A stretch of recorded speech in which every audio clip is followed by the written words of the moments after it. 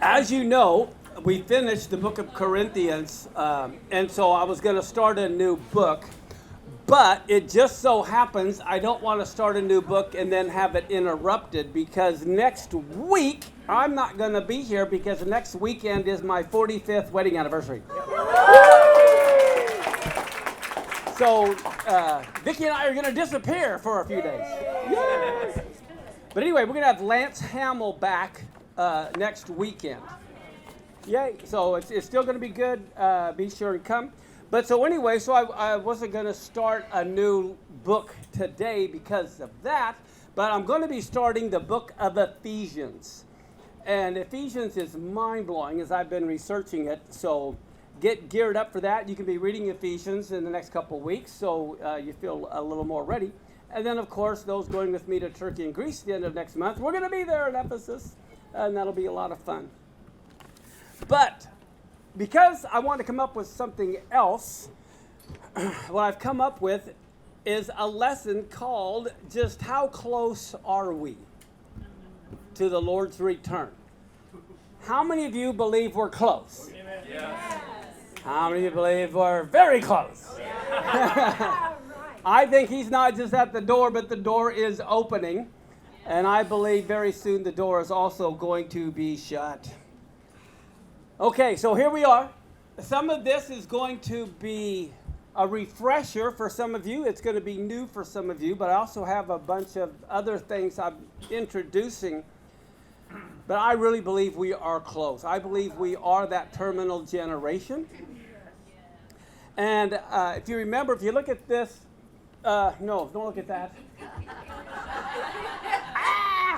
Do we have my slides working, Jill? The PowerPoints? Oh, please. Oh, please. Maybe they're not even in there. Open. Is anybody in there? Earth to Nick. What? That's my PowerPoint slides. Okay. Here we go. Yeah, it's like all hands on deck trying to fix everything. We'll have to figure out how this happens so it doesn't happen again. Okay, there we are. Yay. All right, here we see Yeshua on the Mount of Olives looking at the temple. And how many are familiar with when I say Matthew 24, know what I'm talking about? Yeah. This is Matthew 24 right here. Let's start with verse 3. It talks about how while he was seated on the Mount of Olives, the disciples came to him privately and they said, "Please make this clear to us. When will all these things be, and what will be the sign of your coming and the end of the world?" Okay, so here he is on the Mount of Olives. They're wanting to know about the last days. And look what he says in verse 6 through 8. "You're going to hear of wars and rumors of wars. See that you're not alarmed, for this must take place. But the end is not yet, for nation will rise against nation, kingdom against kingdom. There's going to be famines and earthquakes, and all these are but the beginning of the birth pains." First off, I don't know what it is in some of the other languages here, but the word nation will rise against nation is not a correct English translation. The correct translation is ethnic group will rise against ethnic group. And then kingdom against kingdom, or nation against nation. Now, I want you to put your yarmulkes on, and you're back 2,000 years ago sitting on the Mount of Olives, and Yeshua says to you, there's going to be wars. What wars are going to come to your mind as a Jewish person 2,000 years ago sitting on the Mount of Olives? What are you going to be thinking of? Rome? Well, that war hasn't happened yet till 70 AD. We're talking around 30 AD here. So when you hear war, what war are you going to think of? Hanukkah. Exactly.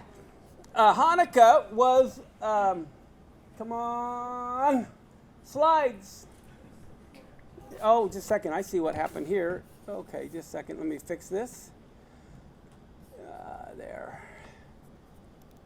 See if I can get this to work. There, Hanukkah. Hanukkah happened in 168 BC, basically, in the month of Kislev, which is roughly our December. on Kislev 25, that was the most current war in their mind. So when they think of war, they're going to think, oh my goodness, Hanukkah is going to happen again. What other war are they thinking of? How about Nebuchadnezzar destroying the temple in 586, 587 BC, the 9th of Av, which is roughly July 9th or August 9th, at that time frame. Okay, so if you're hearing of wars and rumors of wars, and you're sitting at the Mount of Olives at that day, the two major wars are going to be Hanukkah and the temple being destroyed.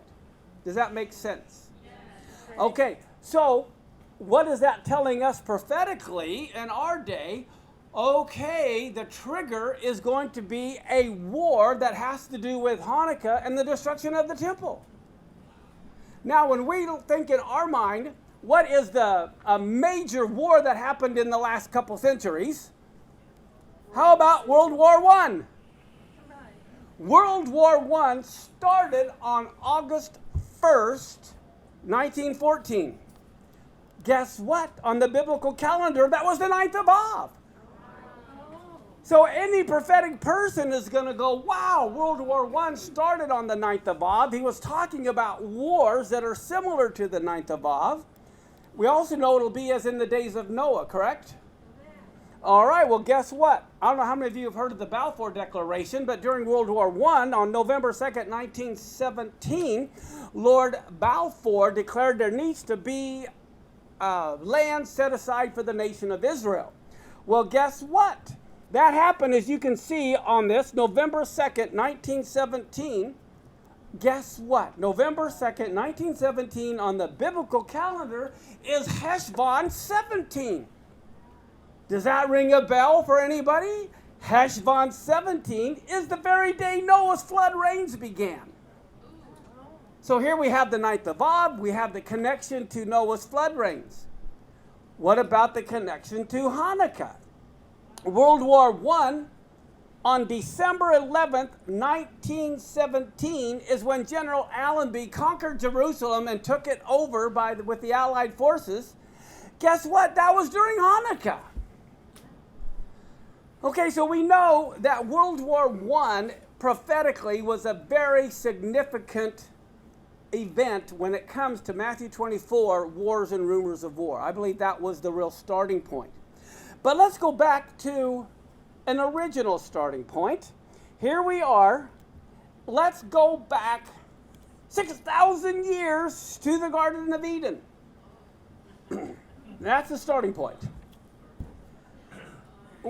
We know that God had ordained basically 6,000 years for mankind, and then on the seventh day or the millennial reign, he would rest. Does everyone understand that concept? Yes. How many of you know about 6,000 years have gone by? Yes. So that means we're really close, right? Yes. We can even look closer. What about something that happened 2,000 years ago when Messiah died? Okay, so that means we've got about 2,000 years from Messiah left to the end of the 6,000 years. Well, guess what? Let's look at something that happened 120 years ago. That was Theodore Herzl with the first Zionist Congress.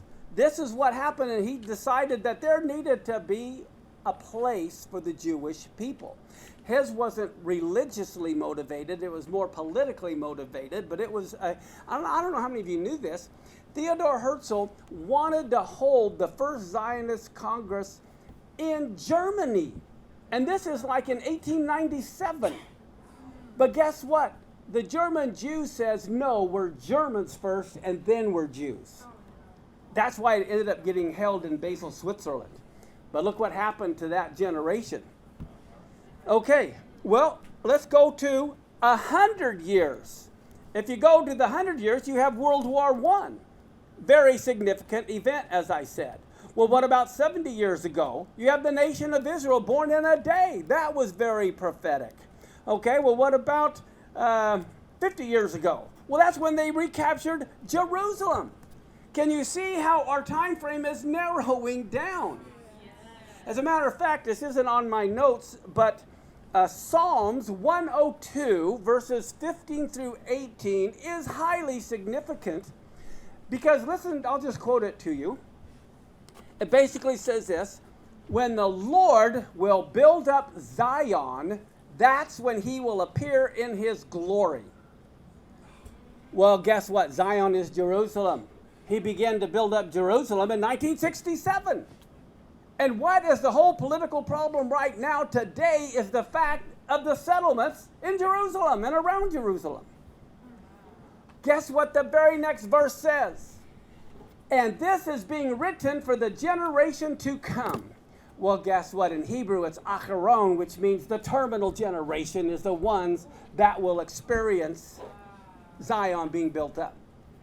We are that terminal generation, and guess what? It's been over 50 years since it's been being built up. So we are at the end of the end of the end. So now, when we look at Daniel's 70 weeks, we only got 1 week or 7 years left.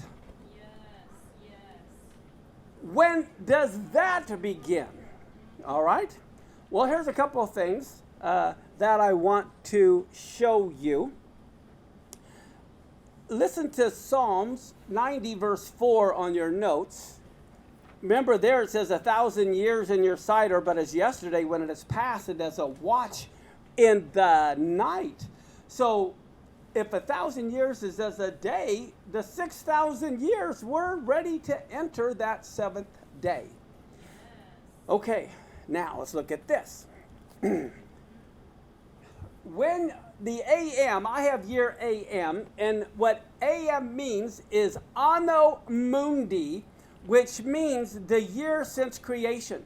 I'm not going to be talking about AD, BC. I'm just going to talk about if you start with Adam and you add up the begets and how many years, this is what you come up with. And I want to point this out. Let me start in the middle, the second number down. Do you see the 3360 AM? That was a Shemitah year. How do we know it's divisible by 7? But it wasn't a Jubilee year because it's not divisible by 49. The very next year, 3361, would be the first year of a new Shemitah cycle. That's when the temple was destroyed. So Solomon's temple from creation was destroyed in 3361 from Adam. But it was not destroyed in the Jubilee year. It was sandwiched between Jubilee years, and I'll tell you when that was. In the year 3333 at the top, that was a Jubilee year. You can put down your mic. Okay. Your mic is on. Yay! And we're also broadcasting. And we're broadcasting. Yay! Okay, good. The problem with the hand mic is I talk like this. Doesn't get recorded. Okay, so this is on. Okay, can you hear me now? Yes. Okay, so the point I'm trying to make here is the temple is destroyed, but there's a Jubilee before it and a Jubilee after it. It so happens the year 3333 was the Jubilee year, but it was the 68th Jubilee. Okay? Just do the math, you'll see it. Now, what do we see? About 21 years, or 3 Shemitah cycles after the temple was destroyed, was the next Jubilee year, 3382. That became the 69th Jubilee. Is everybody following? Yeah. Okay. Well, now, look at this. Here we are today in the year 5782, and we know it's a Shemitah year. It's divisible by 7. But we also know next year is the Jubilee because it's divisible by 49. Therefore, next year so happens to be the 118th Jubilee from creation. You say, wow, now, wait till my next slide. Here we go. I want to go slow. I want everyone to follow this. The way you know if it's a Shemitah year is if the Hebrew year is divisible by 7. The way you know if the following year is a Jubilee year is if that Shemitah year is also divisible by 49. You see how easy that is, and you don't have to get confused? Okay, so this year is the 118th Jubilee. The 69th Jubilee, after the temple was destroyed, was 3382, which means it's the 49th Jubilee, and this September we will begin and enter the Jubilee of Jubilees, or the 50th Jubilee from the destruction of the temple.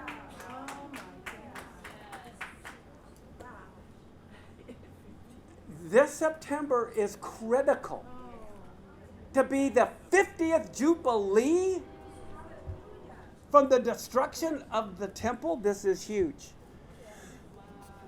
Okay, so now, let's look at this slide here. The big question is, when will Jacob's trouble begin? Right? That last week of Daniel, the last 7 years. Listen to Matthew 24. We're going to go back to that, verse 12 and 13. It says, because lawlessness will be increased. How many of you think lawlessness has increased? The love of many will wax cold, but the one who endures to the end will be saved. This gospel of the kingdom is to be proclaimed throughout the whole world as a testimony to all ethnic groups, and then the end will come. Okay, so lawlessness is increasing. We know it's as the days of Noah. So let's look at Genesis 6, 11 through 13. I'm going to have verse 16 on your notes. Look at what it says. The earth was what? Is it corrupt today? Yes. In God's sight. And the earth was filled with what? And God saw the earth, and behold, it was corrupt.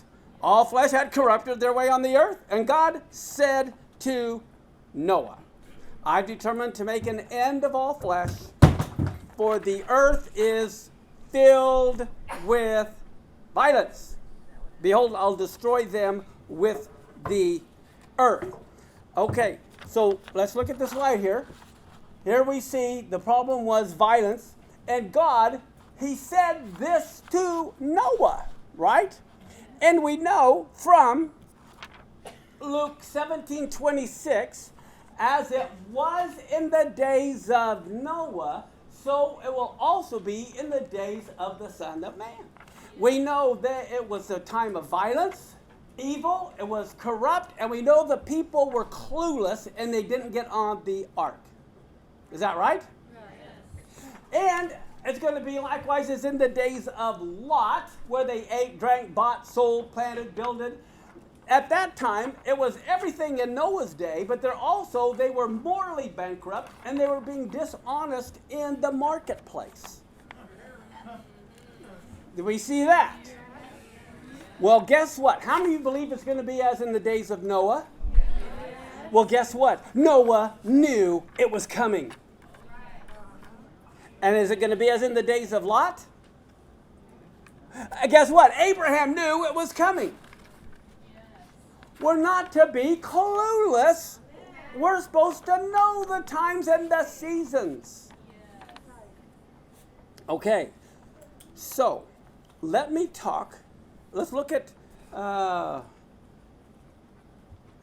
Anyway, Luke 17:26 through 30. It says, on the day when Lot went out from Sodom, fire and sulfur rained from heaven, destroyed them all. So it will be on the day when the Son of Man is revealed. Okay, are you ready? I got some statistics. If you want to take pictures, you can take pictures of the slides. But here's the thing. Do you guys believe we're filled with violence today? Yes. I'm going to give you some facts. The number of mass shootings, which mean at least 3 or 4 people killed, in the United States from 1966 to 2020, that's 54 years, there were 402 mass shootings, which the math says there were about 7 to 8 mass shootings every year for the last 54 years. That's the average. But it wasn't an average. It was exponential. From 66 to 75, that 10-year time frame, there were 12 mass shootings. But from 2011 to 2020, there was 160 mass shootings. So it's this giant curve. Here it went from one a year for every 10 years to one a month every 10 years. So in 2020, not too long ago, there was one mass shooting every single month. So here the mass shootings go from one a year to one a month. Will it now jump to one mass shooting every week? 2 years later, it's 2022? No, it is worse. So far, just this year in 2022, we've had 10 to 11 mass shootings every week. Not one a week, 10 to 11 mass shootings every week this year so far. Look at this. It's only 19 weeks into the year, and we've already seen 198 mass shootings, and this was May 15th of this year. We've gone from one a year to one a month to 198 in just a few months. As a matter of fact, that was May 15th was that news article. What happened just 2 weeks later on Memorial Weekend? We had 12 mass shootings just that weekend. Just that weekend. Right there, you can see the date, May 31st, 2002. What happened the following weekend? Another 13 more mass shootings the very next weekend. That's dated June 6th. Now, this was just the other day. America's madness. We've had 309 mass shootings this year alone, which means 2 mass shootings every day. We've gone from one a year to one a month to 2 a day. Tell me the earth is not filled with violence. Why would we think that the Lord is not at the door? If he's going to destroy it in Noah's day, there's a lot more people on this planet today than there were in Noah's day. We have to understand the times and the seasons we're there. Now, do you guys remember Joseph's dream? 7 years of plenty and then 7 years of famine. Okay, let's look at your notes. Genesis 41, verse 53 through 57. The 7 years of plenty occurred in the land of Egypt, came to an end. The 7 years of famine began to come, as Joseph had said. There was famine in all lands, but in all the land of Egypt there was bread. And when all the land of Egypt was famished, the people cried to Pharaoh for bread. And Pharaoh said to the Egyptians, go to Joseph, whatever he tells you to do, do. So what happens?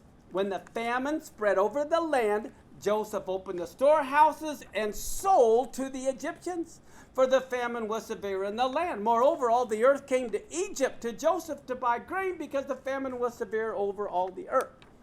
Guess what? What's happening right now, people are trying to control the bread and cause a famine, so everyone has to come to them. And your land is going to be sold to them. You're going to want to sell everything to them just so you can eat. This is a matter of control. Okay, let me give you an example. The last 7 years before the last couple, look at this. 2017 and 2018, we had the return of economic growth, a roaring stock market. Things were great. As a matter of fact, look at this. This is 2019, basking in the booming economy. The economy continues to be turbocharged. During that Trump administration, the economy was flat out booming. Like, what in the world? And then what happened? Now we have empty shelves. The U.S. looks like a developing country, and that's 2021. That's last year. Many of you may have taken pictures. You thought maybe we were like it was in Russia or something. What's going on here? Parents struggle to find baby formula. What are you going to do if you can't find baby formula? We see the storm coming. The U.S. struggles to contain a deepening global food crisis. The UK is sleepwalking into a food crisis. Do you see the economy was great and now we're going into the time of famine? A new global food crisis is building, the World Bank warns. The world is on the brink of a food shortage. Here's what the U.S. government and businesses can do to help. Here we go. Why food shortages might drag on for years. Rubio, Loomis call on Biden administration to allow farming on conserved land to help the global food shortages. Russia-Ukraine war could worsen African food shortages. Pig outlook. Lean hog futures in the steep price downdraft. China's COVID policies risk crisis and food shortages. What the U.S. should do now to minimize global food shortages. Prepare for food shortages. How many get an idea there's going to be food shortages?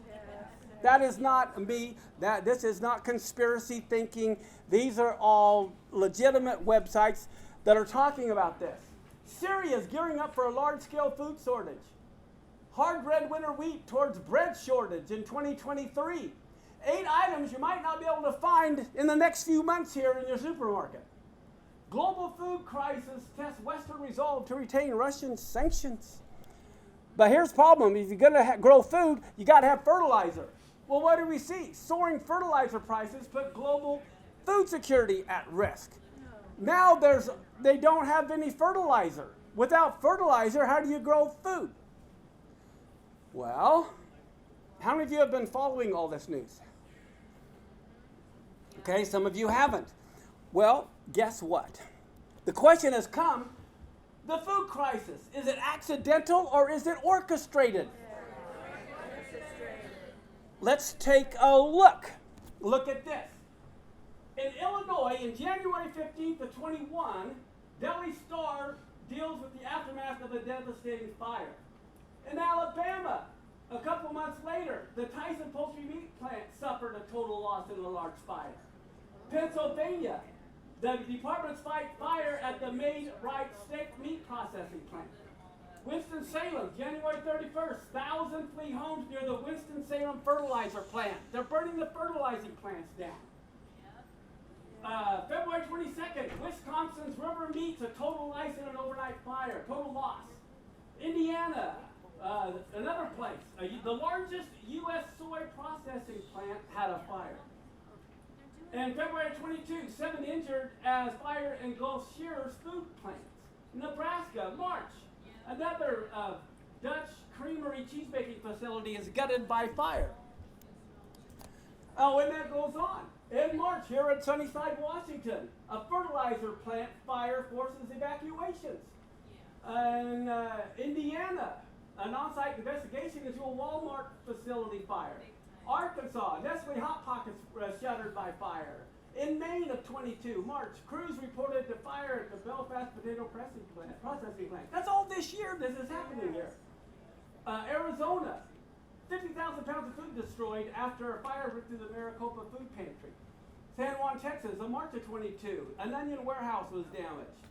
New Hampshire, April 22, there's a East Conway beef and pork was fire. Idaho, a plane crashes into an Idaho plant. That was probably more than likely accidental.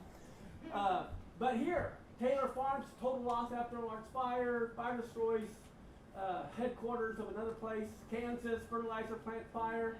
I mean, it goes on and on and on.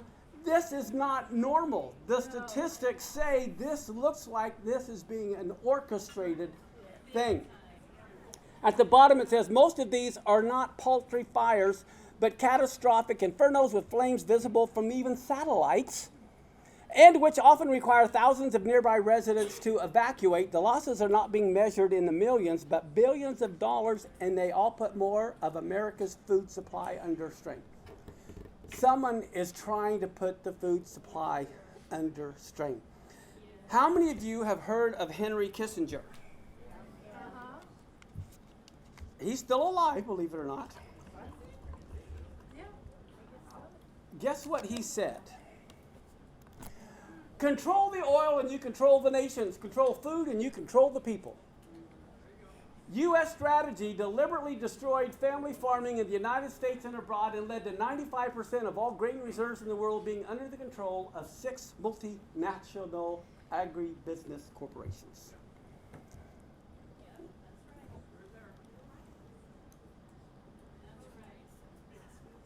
So, let's go back to the Shemitah cycle and look at when the Shemitah years are. Now, in case you didn't know, Joseph was raised out of the pit and given the kingdom on Rosh Hashanah, on the Feast of Trumpets, the first year of the calendar. But here we go. Now, I want you to see these 4 blood moons that I talked about that happened right after Israel became a nation. God said in Genesis 1:14, he created the sun and the moon for signs. And here we have that happen right as Israel becomes a nation. Then what happens? We had them again back in 1966 and 1967. And I believe that was a 7-year warning before the year of Jubilee, which was in 1973. And you had the Yom Kippur War. And you could only proclaim the year of Jubilee on Yom Kippur. So we see, because the year 5733 is divisible by 49, we know the Yom Kippur War happened in the year of Jubilee. And I believe that was a 7-year warning before the Yom Kippur War. Okay, so here we are now, and guess what? We had these 4 blood moons and eclipses again in 2014, 2015, and I believe that was a 7-year warning before this year of Jubilee that we are about to enter right now. And if the tribulation is 7 years, how many of you know Daniel was Jewish? Okay. Therefore, it can't be any random 7 years that starts any time. It has to be the first year of a Shemitah cycle. So if the tribulation does not begin this coming September, it can't begin for another 7 years. Does that make sense? Okay, when you understand the times and the seasons. But that tells us we really need to be watching this fall. We're going to have a huge Rosh Hashanah service at Casey Treat's place, okay, for Rosh Hashanah. I'm expecting well over 1,000 people, because this is one Feast of Trumpets you do not want to miss. Okay, so, Yom Kippur, coming up, 2022. All right, now, this is from, if you'll notice in the top right, the World Economic Forum. Now, here's the thing. I believe a lot of this famine coming is pre-planned and organized, which is why they're burning all these things down. Now, guess what? The World Economic Forum had 8 predictions for the world 7 years from now. Get ready. You will own nothing and you'll be happy. You'll own nothing and you will be happy. Okay, yeah. This is socialism, communism. You'll own nothing and you'll be happy.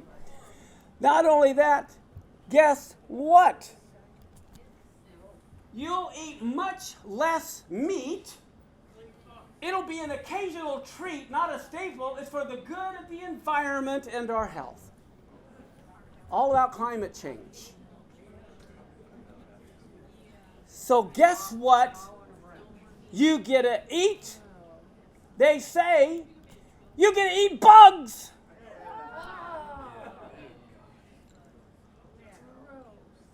Oh, no. Listen to what is being pushed. Why I prefer eating grasshoppers to beef. They're already pushing this. For most people in Europe and the U.S., the idea of eating crickets and grasshoppers can seem revolting, but they are a popular snack in parts of Africa and Asia. Not only are they packed with nutrients, they're less harmful to the climate and the environment. How many of you want to just do it for the cause? Oh, This is being promoted bug time, or big time. Celebrities who eat bugs. There's all these celebrities who are pushing eating bugs. This has been going for a while. Mark Cuban, Shark Tank. In a 2014 episode, he invested $50,000 for a 10% stake in a company creating energy bars and other tasty food products from cricket protein. Oh, hey. How about Nicole Kidman? She performed for a secret talent theater, and she described the taste of insects or micro livestock, as she called them, as fruity and like nothing you've ever tasted. And during the 2-minute video clip, she eats hornworms, mealworms, crickets, grasshoppers, and she says 2 billion people in the world eat bugs, and I'm one of them. How many of you want to join her? Oh, here we go. Here's this other lady. She's an award-winning scientist, correspondent. She's an actor. She talks with scientists on her podcast to highlight what they're passionate about. And during a 2018 podcast, she interviews this one doctor who is an expert on eating bugs. We talk about grasshopper tacos. Who wants a grasshopper taco? Ant omelets. The nature of life. Humane bug slaughter. We got to be nice to the bugs when we slaughter them. We have to have humane bug slaughter.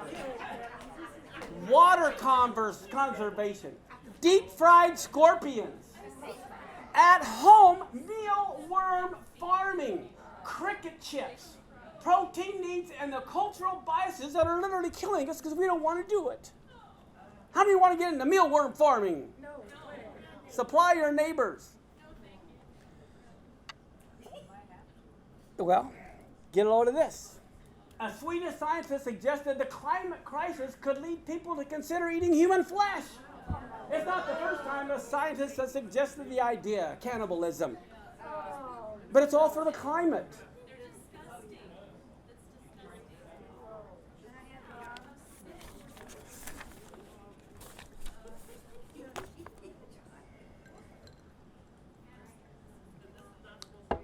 Let's listen to Romans 1:18 through 23. The wrath of God is revealed from heaven against all ungodliness and the unrighteousness of men who by their unrighteousness suppress the truth. Fake news. For what can be known about God is plain, because God's shown it to them. For his invisible attributes, namely his eternal power and divine nature, have been clearly perceived ever since the creation of the world, in the things that have been made. So they are without excuse, for although they knew God, they did not honor him as God or give thanks to him. They became futile in their thinking. Their foolish hearts were darkened. Claiming to be wise, they became fools and exchanged the glory of the immortal God for images resembling mortal man and birds and animals and now creepy crawlers. And this is what's happening. We're giving personal attributes to elephants, to crickets. We want to treat them humanely when we kill the cricket. We've lost the glory of God, and we've brought ourselves down to the level of crickets. Of course, if you believe you came from a cricket. Anyway, so going back to the good years to the bad years, the Dow suffers its longest losing streak since 2001 as stock benchmarks extend weekly losses despite closing sharply higher Friday. So May 14th, the stock market is crashing. And here again, someone raises alarm on potential food shortages in this year. How about that? If you don't have food, well, as long as we have power. Well, guess what? Now they're talking about power grid shortages in Texas and several places. They don't have any power. Now what are you going to do? Okay, here, electricity shortage warnings grow across the United States. Prospect of power grid shortages. Okay, your power's going to go out. What in the world are you going to do? If your power goes out, people are going to get sick, right? And they're going to want to go to the emergency room, right? Well, guess what? Emergency centers are facing large shortages of employees even answering the 911 call. You go to call 911, you may be put on hold for 20 minutes. There's a dire shortage of nurses. Okay, well, what are you going to do? 911, who's going to come? And when you get there, there's nobody there to take care of you. Staff shortages imperil the police are stretched thin. The army recruiting crisis. There's a shortage of soldiers. Well, hey, we got the fire department. No, you don't. The fire departments are battling staffing shortages amid low number of new recruits. I mean, everything is cascading down. As a matter of fact, what are you going to do if you need insulin? What are you going to do if you need drugs? Guess what? The current drug shortage bulletins, there are pages and pages, I think at the bottom, 224 different drugs that are short on. Hopefully it's not one that you're going to need. But here, we have, again, the World Economic Forum. And they say the Great Reset. How many of you heard of the Great Reset? Okay, if you haven't, look into it. The Great Reset, they're trying to reset the economies of the world. And it starts with farms. It starts with farms. Well, guess what? Bill Gates just purchased a bunch of farms he owns. He's already amassed 270,000 acres of farmland. Bill Gates knows the whole thing is about the food, just like Joseph did. And what they're doing, they're buying hundreds of the elite, the deep state, whatever. Farmland across the United States is being all consolidated into a few people so they can control you. And when you want food, you're going to sell your house, you're going to sell your land, you're going to sell everything, and you'll become a slave to the government, and you'll be happy. Because you'll own nothing. Happy times are here again. Okay. Let me explain the biblical principle, the evil biblical principle that's happening. Let's go back to the story of Joseph. Look at Genesis 47, verse 13 through 25. This is long, but I want you to hear what I'm really saying, that the Spirit talked to you about. This is what the deep state is doing. There was no food in all the land. The famine was very severe, so the land of Egypt and the land of Canaan languished by reason of the famine. So Joseph gathered up all of your money that was found in the land of Egypt, in the land of Canaan, in exchange for the grain. They got grain, he gets all the money. And believe me, it'll be high, exorbitant prices for the grain. And Joseph brought the money to Pharaoh's house, and when the money was all spent in the land of Egypt and in the land of Canaan, now all the Egyptians come to Joseph and say, "Give us food, why should we die before your eyes? Our money is all gone." That's what's coming to a bank near you. And Joseph answered, "Well, give me your livestock, and I will give you food in exchange for your livestock if your money's gone." So they brought their livestock to Joseph, and Joseph gave them food in exchange for their horses, flocks, herds, and donkeys. He supplied them with food in exchange for all their livestock that year. And when that year was ended, they came to him the following year and said, "We will not hide from my lord that our money is all spent. The herds of livestock are yours. There's nothing left in the sight of my lord but our bodies and our land. Why should we die before your eyes, both we and our land?" So he said, "Great." They said, "Buy us and our land for food, and we with our land will be servants to Pharaoh, and give us seed that we may live and not die, and that the land may not be desolate." So what does the government do? The government buys you, buys your land, just so you can have food. And so it says, Joseph bought all the lands of Egypt for Pharaoh, for all the Egyptians sold their fields, because the famine was severe. The land became Pharaoh's. As for the people, he made them servants from one end of Egypt to the other. Only the land of the priests he did not buy. The priests had a fixed allowance. Yeah, we'll give you a set monthly allowance, just so you'll be happy. We'll give everyone $1,000 a month, and you'll be happy. And Joseph said to the people, "Behold, I have this day bought you and your land for Pharaoh. Now here is seed. Sow the land," but it's not your land, it's Pharaoh's land. "And the harvest you'll to give a fifth to Pharaoh, and 4/5 will be yours." And they said, "You saved our lives. May it please my Lord, we will be servants." And that's what is coming to a planet near you.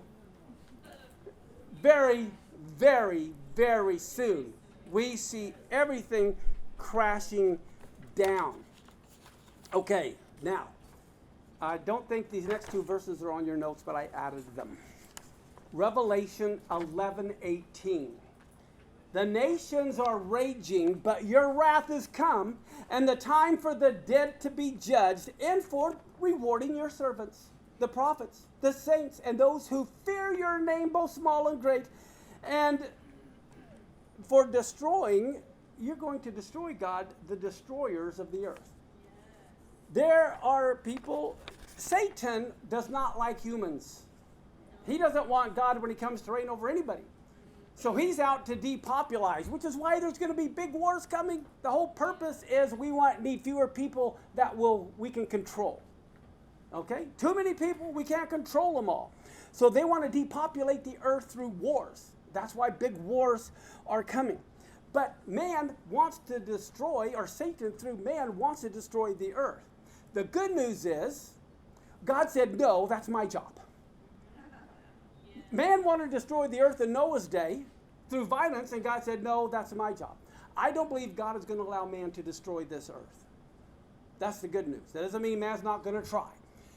God says the first time was the flood, the second time is by fire. He's already predetermined how and when the earth will be destroyed. Mankind cannot do it. They're sure going to try. But listen to this, Matthew 24:22. How many of you have ever heard of this? And except those days have been shortened, no flesh would have been saved, but for the elect's sake, those days will be shortened. You know what? I believe those days could signify also, this is the year 5782. We're supposed to have 6,000. God is saying, I've allowed it 6,000 years, but if I don't cut those days short, man will have destroyed the earth, and they definitely have the capability now. So I believe that could be the days that have been shortened. Okay, so now, there is such a, how many of you know about data? They want to get your data. Everything that you do, traffic on all the traffic, everything about you, where you drive, how you drive. Well, guess what? That is physical information. More than anything, they want biological information, which is why they have Fitbits that measures your heart rate, your temperature, how you're doing. There's about to come a merger between all the biological information about you with all the technical information about you, and they will know by your heart rate when you see something, what is happening in your mind. They're going to know you better than you know you. So I want you to watch this 2-minute video. Go ahead, Jill. We can hack humans. This is the guy in charge of the Great Reset. You'll have to turn the volume up. We don't have any volume. What? Oh, we have to have volume. Yeah, we'll have to have volume. We'll just wait to see if we can't get volume somehow. See if you can start it over. No, I think maybe in a couple of decades when people look back, the things they will remember from the COVID crisis. Okay, here we go. We're starting over. Things on the horizon. I see some of them hastened by COVID, by vaccine passports, by government apps, by surveillance. Here's Harari saying, yeah, that was COVID's role. Science is not really, this is why you as a historian, science is not really about truth. Science is not about truth, he said.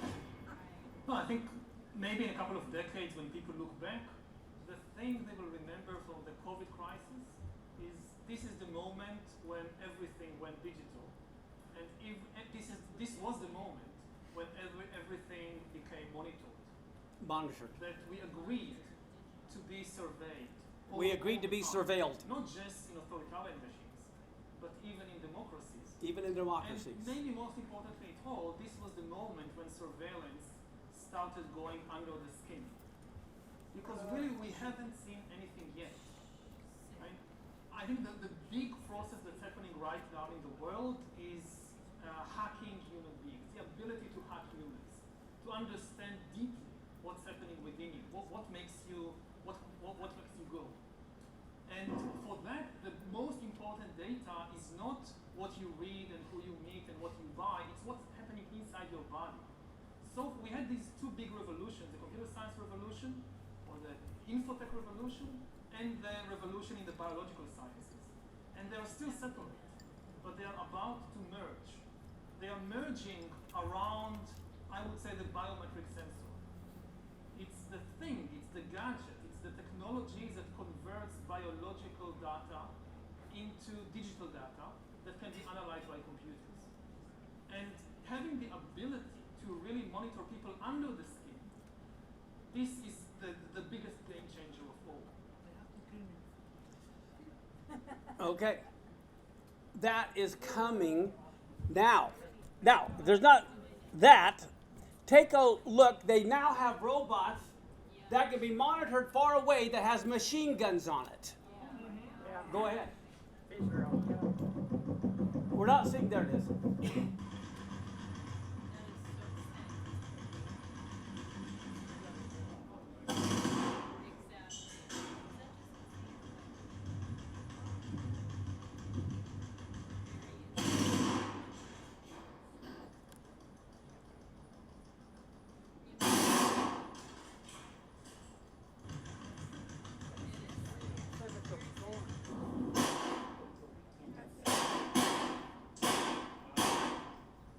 Can be a rifle. It can. That's good. Jill, that's good. This is made by China, but it's a Russian machine. Okay, I just want you to see the Book of Revelations. We are so there. I believe there is a major war coming, but it's going to be between the globalists.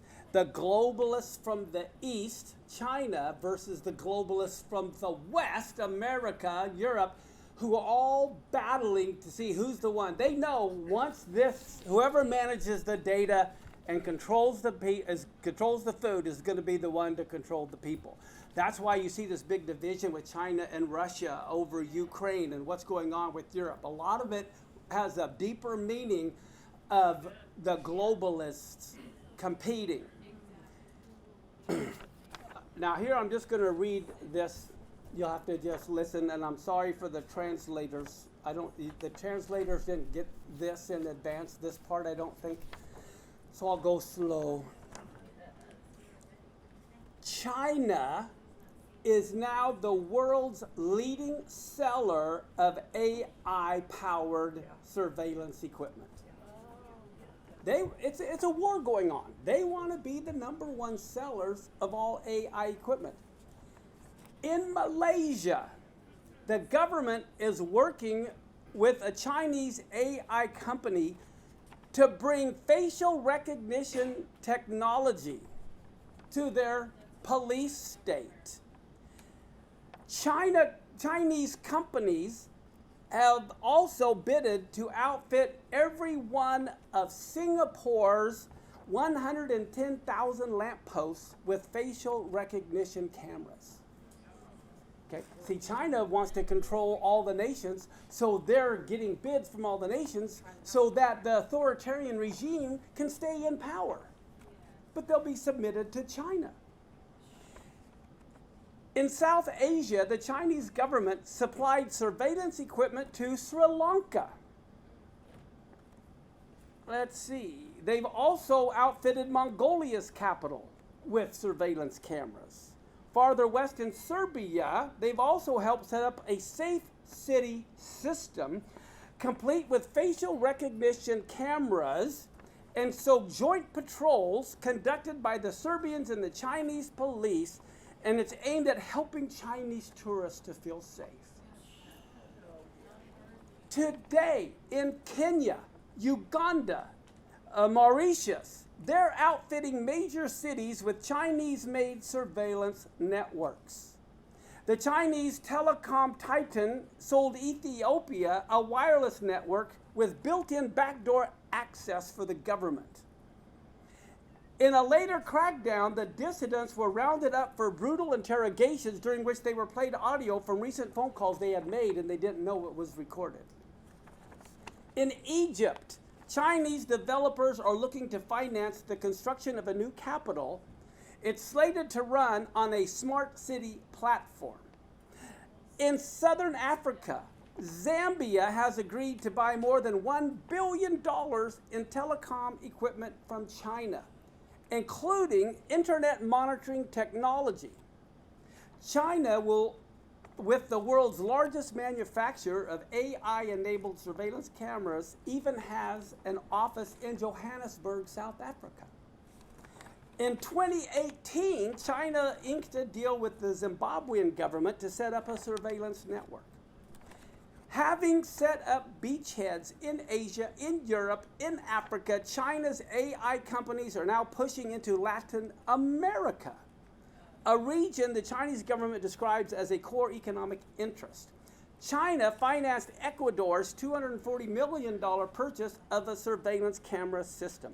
Bolivia as well has bought surveillance equipment with help from a loan from Beijing. Venezuela recently debuted a new national ID card system that logs citizens' political affiliations in a database built by China. Okay. We need to realize we are there. We're there. This Rosh Hashanah begins a new 7-year cycle. Will the tribulation begin in a few months? We're talking a couple of months. We have to be watching. If not, well, we got 7 more years. But with this being a year of Jubilee, the land in Leviticus 25, God says the land will not be sold forever, for the land is mine.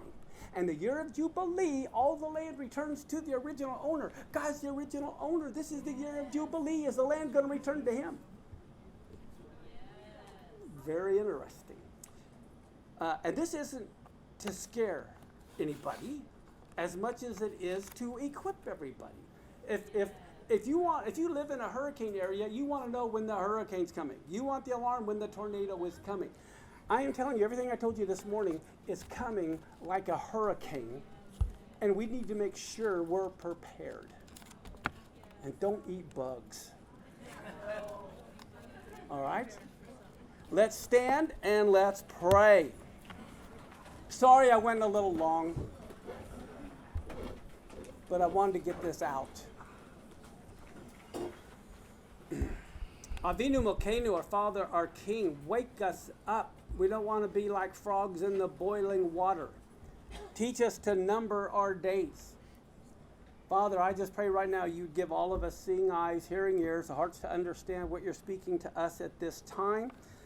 Lord, wake us up. The church isn't just asleep, it's in a coma. God, wake us up.